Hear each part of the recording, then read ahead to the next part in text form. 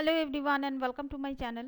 এখন আমি Pushpa part one মানে পুষ্পা দ্য রাইজ এটা নিয়ে কথা বলবো। আগামীকাল পুষ্পা দ্য রুলস এই সিনেমাটা তো আসছে, তো আগামীকাল তো দেখতে যাচ্ছি।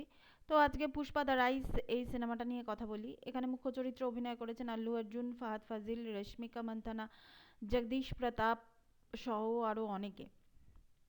এই সিনেমাটাতে সুকুমার যে জিনিসটা দেখাতে চেয়েছেন, যে এই যে আহ, চন্দন কাঠের যে তস্করি, যে যে জিনিসটা হচ্ছে, কিভাবে হচ্ছে, কোন কোন চেন হচ্ছে, কে কাকে ওভারট্রাম্প করছে, মানে ওভারট্রাম্প ইন দ্য সেন্স কি, যেটা এমনি বাংলা ভাষায় যেটাকে বলা হয় ঘোড়া ডিঙিয়ে ঘাস খাওয়া, তো সেই ধরনের কাজ করছে। তো এই সমস্ত জিনিস নিয়ে মৈত্রী movie makers Pushpa the rise এই সিনেমাটা নিয়ে এসেছিল। এই সিনেমাটা শুরুর দিকে যে খুব বেশি সাড়া ফেলেছিল তা না, কিন্তু পরবর্তীকালে এই সিনেমাটা পুষ্পা এই চরিত্রটা কিন্তু মানে খুব ফেমাস একটা চরিত্র হয়ে যায়। আল্লু অর্জুনের তো অভিনয়ের প্রশংসা হয়েইছে, তবে এই সিনেমার উ আন্তাবা ছাড়া আমার খুব একটা বেশি গানগুলো ভালো লাগে না। এখানে একজনের চরিত্রের কথা বলতেই হবে, সেটা হচ্ছে কেশবা, যে চরিত্রটা, সেই চরিত্রটার কথা বলতেই হবে। হ্যাঁ, সবাই ফাহাদ ফাজিলের কথা বলে, আল্লু অর্জুন ছাড়াও ফাহাদ ফাজিলের কথা বলে ঠিকই, মানে যে চরিত্রটার নাম হচ্ছে ভঁওয়ার সিং শেখাওয়াত। তো সেই চরিত্রটা ছাড়াও কিন্তু মানে মানে জগদীশ প্রতাপ যে চরিত্রটা অভিনয় করেছেন, মানে কেশবা যে চরিত্রটা, সেই চরিত্রটাও কিন্তু যথেষ্ট গুরুত্বপূর্ণ একটা চরিত্র ছিল। এছাড়া কোন্ডা রেড্ডি যে চরিত্রটা, সেই চরিত্রটাও কিন্তু ভালো ছিল। ও আন্তাবা এই যে গানটা ছিল, এখানে সামান্থার পারফরমেন্স, সামান্থার আল্লু অর্জুনকে এত সুন্দর লেগেছিল এই গানটাতে। মানে পারফরমেন্সটা ঠিক ওরা যেরকম হয়, ওই ধরনের মানুষরা যেরকম হয় ঠিক সেরকম ধরনেরই পারফরমেন্স হয়েছে। অনেক ক্ষেত্রে দেখবেন যে বার ডান্সারদের মধ্যেও কিন্তু একটা সফিস্টিকেটেড ব্যাপার থাকে, কিন্তু এখানে উয়ান্তাবাদে সামান্থা যথেষ্ট সফিস্টিকেটেড, সামান্থার মুখটা কিন্তু খুব সফিস্টিকেটেড মুখ, কিন্তু উয়ান্তাবাদে ওই এক্সপ্রেশন দিয়ে যেভাবে এখানে পুল অফ করেছিল না এরা দুজনে মিলে, মানে সামান্থা আর আল্লু অর্জুন, আল্লু অর্জুনের সেই মানে বিড়ি জ্বালানো, মানে দেশলাই জ্বালানো ওই যে দৃশ্যটা এই নাচের মধ্যেই আছে, তো সেটাও কিন্তু বেশ মানে ভালো লাগে। ওই দৃশ্যটা দেখতে। এটা অ্যামাজন প্রাইমে অ্যাভেলেবেল আছে, আপনারা চাইলে পুষ্পা দ্য রাইজ এই সিনেমাটা দেখে নিতে পারেন। এরপর যদি আমি যার কথা না বললেই নয়, সেটা হচ্ছে মিস্টার শেখাওয়াত, ফাহাদ ফাজিলের কথা। পুলিশ ডিপার্টমেন্টে এই মানুষটা এমনই একজন মানুষ ছিলেন যে সেলফ রেসপেক্টকে সবসময় তিনি আগে রাখতেন।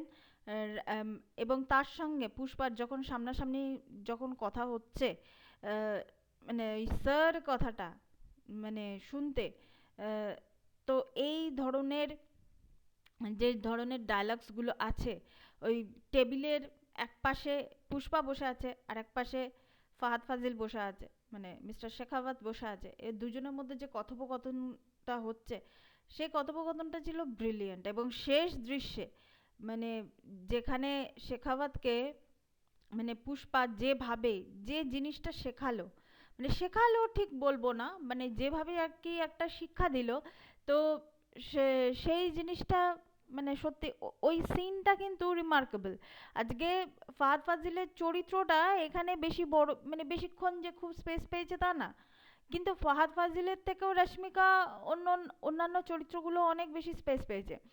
কিন্তু ফাহাদ ফাজিল ওইটুকু সময় যে ছিল না, ওটুকু সময় কিন্তু ব্রিলিয়েন্টলি সে কিন্তু কাজ করেছে। এবং রশ্মিকার সঙ্গে পুষ্পার আমার একটা সিনই ভালো লেগেছে, যখন রশ্মিকা পুরোপুরি পুষ্পা মানে রশ্মিকার অবস্থাটা কি, সে যখন পুরোপুরি সারেন্ডার করছে, ওইটা যে যখন রশ্মিকাকে প্রথমে ডেকেছে, তাকে গাড়ির মধ্যে থেকে পুষ্পা ডাকছে, আমার ওসব সিনগুলো মোটেও ভালো লাগেনি। ওগুলো আমি কোনোদিন বলিনি আগে, কিন্তু আমার ওইসব দৃশ্যগুলো আমার মোটেও ভালো লাগেনি, মানে আমার নিজের ওগুলো ওরকম ধরনের দৃশ্যে আপত্তি আছে, কিন্তু তা বলে আমি এটা বলছি না যে সিনেমাটা খারাপ। এবং রশ্মিকার সঙ্গে একটা সিনই আমার ভালো লেগেছে, যখন মানে দুজনে পরস্পরকে আর কি সারেন্ডার করছে, মানে এরকম ধরনের সারেন্ডার, মানে ওই ধরনের সারেন্ডার নয়, যে এই যে ভালো লাগার যে ব্যাপারটা, সেই সিনটাই শুধুমাত্র আমার ভালো লেগেছে। তো ওভারঅল পুষ্পা আরেকবার রিভিজিট করে নিলাম, চরিত্রটাকে আরেকবার দেখে নিলাম। তো দেখা যাক কালকে সিনেমাটা কেমন হয়। সিনেমাটা যদি অ্যাভারেজও হয়, সিনেমাটা যা ওপেনিং নেবে তার তো কোনো ইয়ে নেই, মানে সীমা নেই সিনেমাটা যা ওপেনিং নেবে। তো এটা ছিল আমার পুষ্পা দ্য রাইস নিয়ে আমার একটা ছোট্ট একটা আলোচনা। এরপর আমি যেটা বলতে চাই দর্শকদের উদ্দেশ্যে, আমি কিছুদিন আগে জিতের জন্মদিনে আমি দুটো সিনেমা দুটো চ্যানেলে দিয়েছিলাম। একটা হচ্ছে বন্ধন আর একটা হচ্ছে শুভদৃষ্টি। দুটো সিনেমার রিভিজিট করলাম। এই সিনেমা দুটোতে যেভাবে ভিউজ এসছে, দুটো সিনেমা মিলে প্রায় 1200-র কাছাকাছি ভিউজ এসছে। থ্যাংক ইউ সো মাচ দর্শকদেরকে দুটো সিনেমার ক্ষেত্রেই। যে দর্শকরা যে জিতের সিনেমা যে এখনো যে পছন্দ করে, এইটা দেখে আমার খুব ভালো লাগলো। মানে সিরিয়াসলি বলছি, তার মানে এইসব ধরনের এই যে ফ্যামিলি ড্রামা আমরা বলছি, দেখুন এগুলো কিন্তু ফ্যামিলি ড্রামাই। শুভদৃষ্টির যে বিষয়বস্তু আর বন্ধনের যে বিষয়বস্তু, এটা কিন্তু ফ্যামিলি ড্রামাই। তো ফ্যামিলি ড্রামা কিন্তু লোকে আমাদের মানে পশ্চিমবঙ্গে আজকে এই দুটো সিনেমার মানে ক্ষেত্রে আমার ভিউজ অনেকটা বেশি পড়েছে। তা আমি ধরে নেবো পশ্চিমবঙ্গের লোকই দেখেছে, বাইরের লোক দেখেনি। তো পশ্চিমবঙ্গ অথবা বাংলাদেশের লোক দেখেছে। তো সেই হিসাবে আমি কিন্তু বলবো যে আমার কিন্তু মানে এই ভিউজটা দেখে আমার কিন্তু বেশ ভালো লেগেছে। ভালো লেগেছে তার কারণ হচ্ছে যে জিতের সঙ্গে যদি রায়হান রাফির যদি সিনেমাটা আসে, আমি আমার কাছে তো আপডেট নেই যে এটা কবে শুটিং ফ্লোরে যাচ্ছে, অ্যানাউন্সমেন্ট কি হচ্ছে না হচ্ছে, সেগুলোর কোনো আপডেট নেই আমার কাছে।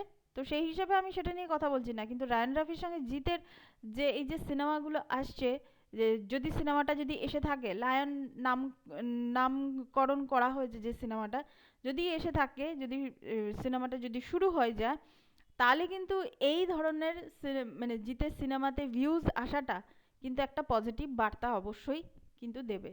তো এটাই ছিল আমার এই দুটো বিষয় নিয়ে কথা, পুষ্পা দ্য রাইস এবং জিতকে নিয়ে। Thank you so much, that's all. Please keep watching and please subscribe my channel. Till then, good by.